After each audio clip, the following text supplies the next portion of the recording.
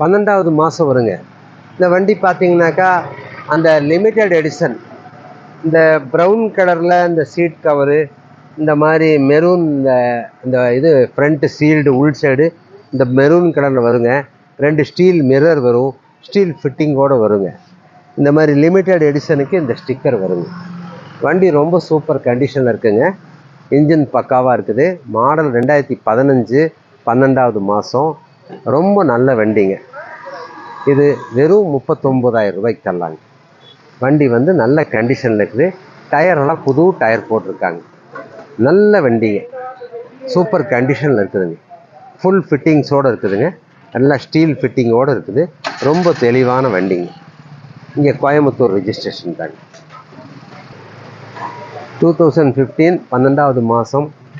வண்டி ரொம்ப நல்ல வண்டி. வாங்கினா எந்த செலவும் இல்லைங்க. வெறும் 30